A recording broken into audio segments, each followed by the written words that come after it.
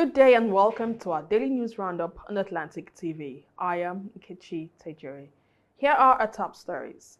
Federal government probes NDAs over TSA breach, orders immediate bank account submission. Cora Care Foundation ignites the future of Warri Child with inspiring career seminar. Supreme Court reserves judgment in PDP's suit against Rivers emergency rule. Local content policy not hindering oil investments, Wampa insists. Trump declares Gaza war over, but fragile peace raises global concerns. Injury blow for Falcons as Echegini misses WAFCON qualifiers. Now to the news in full. The federal government has launched a probe into alleged violations of the Treasury's single account (TSA) policy by several ministries, departments, and agencies (MDAs) following reports that some still operate commercial bank accounts in defiance of government directives. In a memo obtained on Tuesday and signed by the Accountant General of the Federation, Shamseldin Ogunjimi, the government ordered all MDAs to submit statements of the accounts in commercial banks as part of renewed efforts to enforce financial discipline and transparency. Ogunjimi expressed dismay over the continued diversion of government funds, warning that such acts undermine the TSA framework, which mandates all federal revenues and receipts to be consolidated into a single account domiciled at the Central Bank of Nigeria.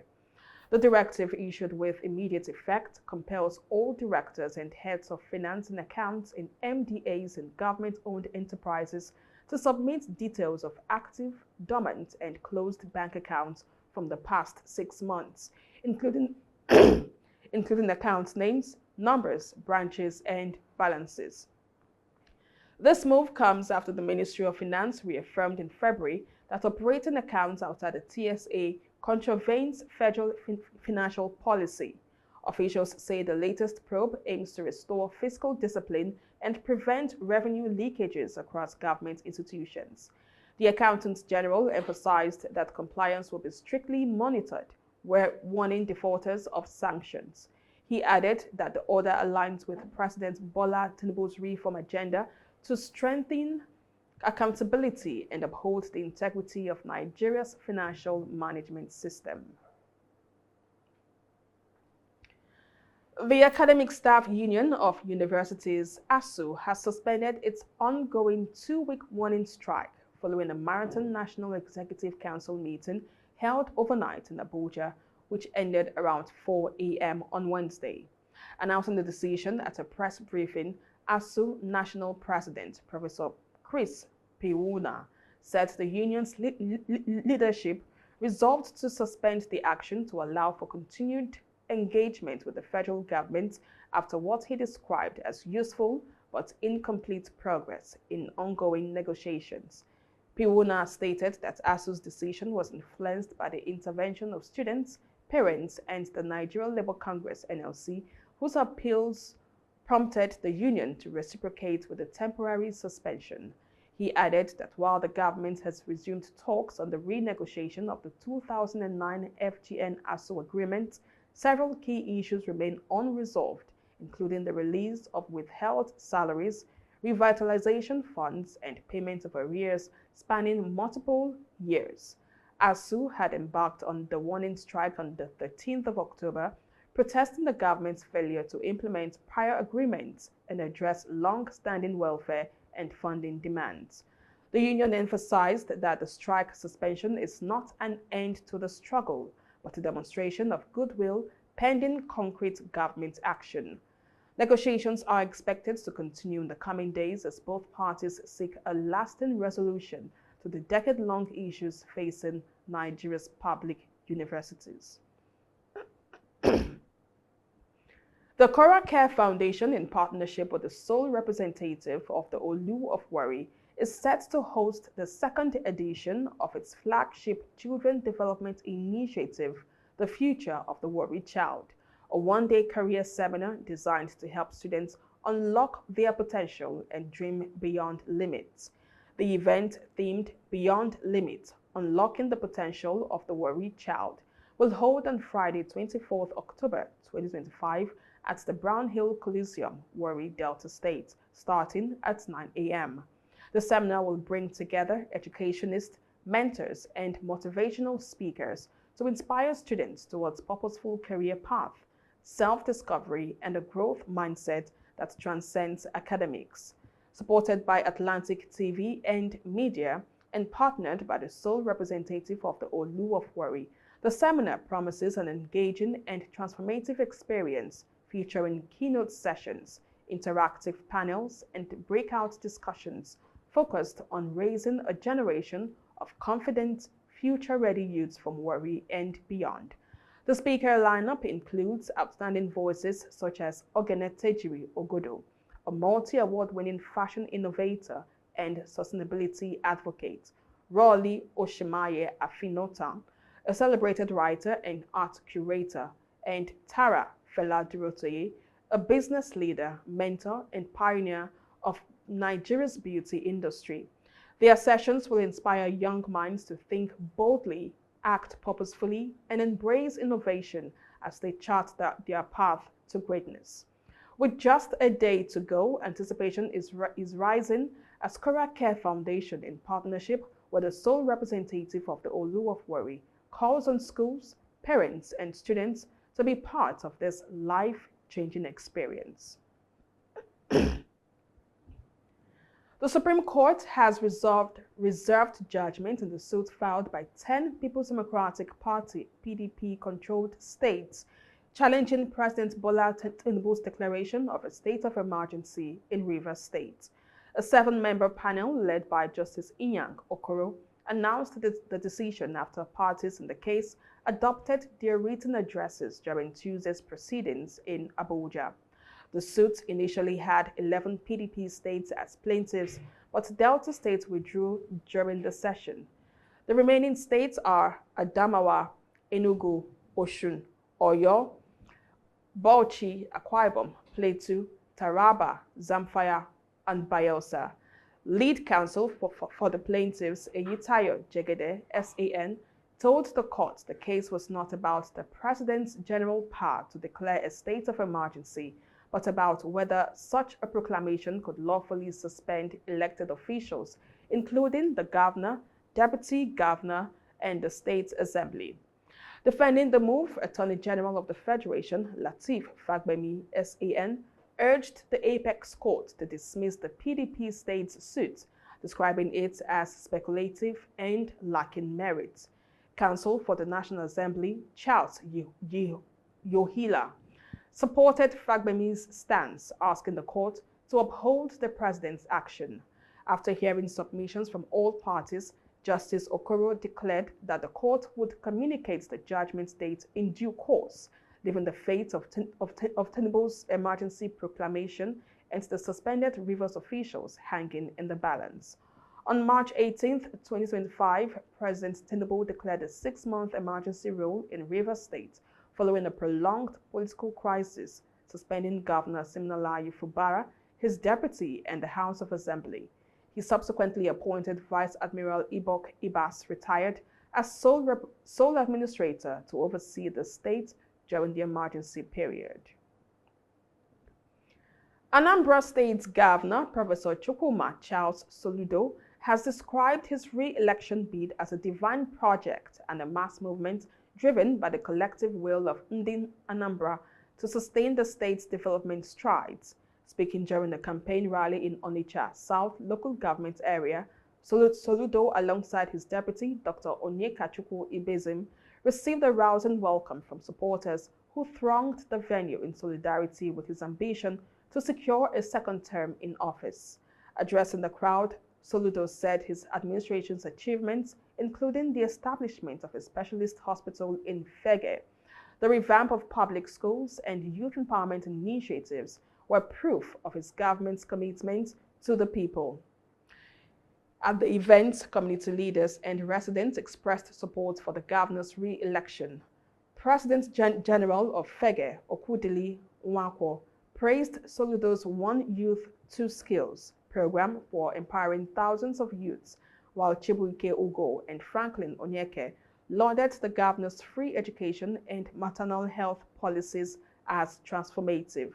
A check donation of 20 million naira was also presented in support of Soludo's campaign, underscoring the growing grassroots backing for his second-term bid.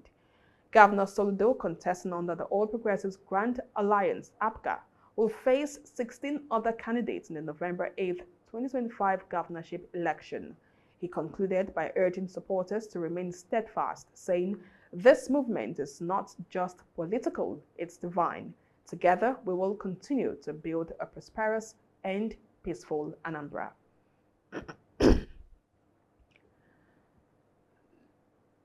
Local content, former Executive Secretary of the Nigerian Content Development and Monitoring Board (NCDMB), Dr. Ernest Nwapa, has refuted claims that Nigeria's local content policy is discouraging investment in the oil and gas industry. Speaking during the Nigerian Content Academy lecture series in Yenagoa, Nwapa said the delay in final investment decisions was due to multiple government policies and global market factors, not the enforcement of local content regulations.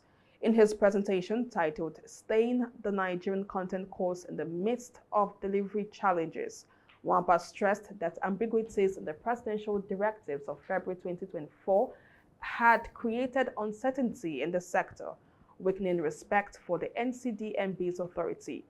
Acknowledging industry complaints about high local content costs, Nwapa maintained that consistent implementation would drive efficiency and cost reduction over time. He also recommended that the Nigerian Content Academy evolve into a think tank for developing practical policy solutions and deepening industry awareness.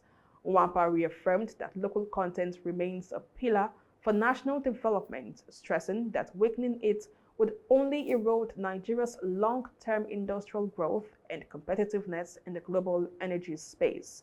He traced the evolution of Nigeria's local content framework, noting that while earlier laws such as the Petroleum Act 1969, PTDF, and Cabotage Act 2003 promoted localization, none had the transformative effect of the Nigerian Oil and Gas Industry Content Development (NOGICD) Act of 2010.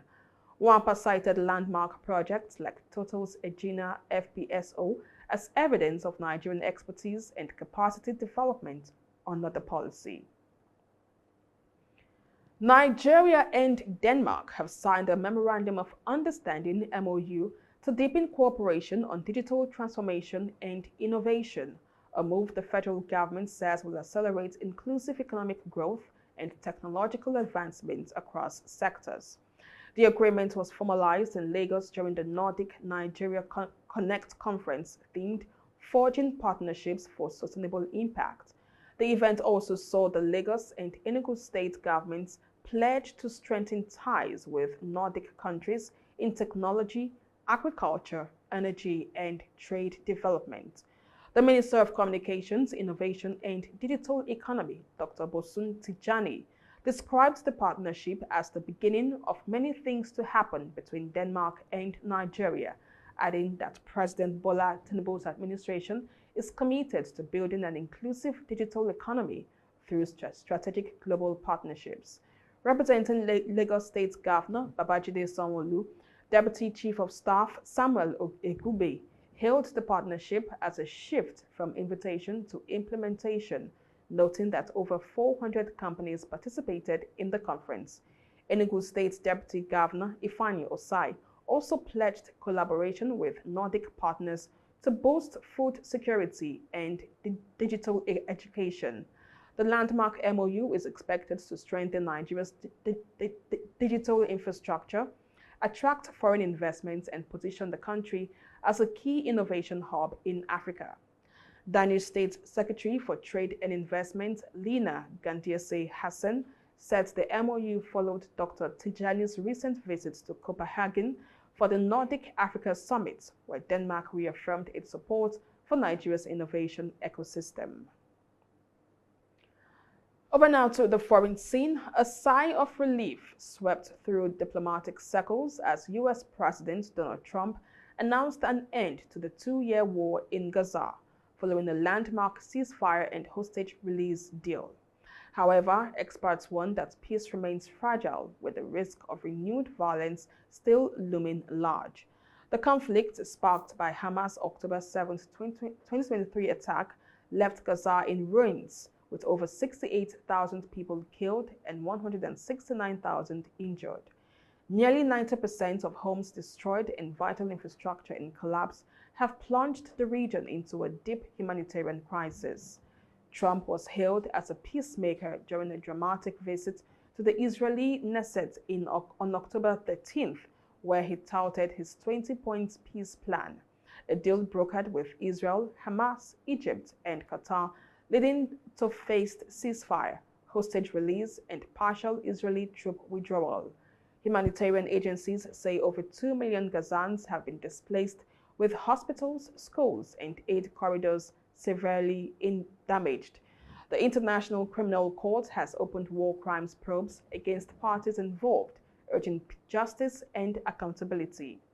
Diplomatic mediators, Qatar, Egypt, and Turkey, guarantors of the ceasefire, continue talks in Sharm el-Sheikh, seeking to turn a fragile truce into a durable peace for a region exhausted by years of war. Yet the U.S. president's conditional warning to Hamas of renewed military strikes in case of violations exposed the fragility of the truce. Within 10 days, clashes resumed, killing 44 Palestinians and 2 Israeli soldiers as of October 19th. Critics accuse Prime Minister Benjamin Netanyahu of exploiting the war for political survival, while Hamas continues internal factional disputes that threaten lasting peace. Greek authorities have arrested 37 people across Athens, Thessaloniki, Crete, and other regions in the sweeping operation linked to a multi-million EU farm subsidy fraud, officials confirmed on Wednesday. The arrests follow a European Union anti-fraud agency, OLAF, raid earlier this month on OPECHEPE, Greece state body overseeing EU agricultural funds. Investigators uncovered widespread misuse of over £3 billion in annual subsidies intended for more than 680,000 farmers. Shocking discoveries include fake pastures in archaeological sites, olive trees in the military airport, and banana farms on Mount Olympus, all used to siphon EU support funds. Speaking to Sky Radio, Mitsotakis said criminal networks exploited state loopholes to steal money they were never entitled to. He said that the thieves will be brought to justice and the funds will be recovered. The investigation, which has rattled Greece's political class, is expected to expand in the coming weeks as EU and Greek authorities intensify their probe into the nation's largest ever subsidy fraud case. Prime Minister Kyriakos Mitsotakis has vowed to prosecute those involved, warning that Greece's EU agricultural funding could be at risk if the scandal is not swiftly addressed. Away from the foreign scene now to sports news, Nigeria's Super Falcons have suffered a major setback ahead of their 2026 Women's African Cup of Nations qualifier against the Benin Republic, as Jennifer Echegini has been ruled out through injury. The Paris Saint-Germain midfielder, who netted the winning goal in Nigeria's WAFCON final triumph over Morocco, sustained a hamstring injury during PSG's 1-0 league win over Strasbourg on Monday. Medical scans later confirmed that the 24-year-old would not be fit in time for the two-legged clash, dealing a significant blow to Nigeria's midfield options.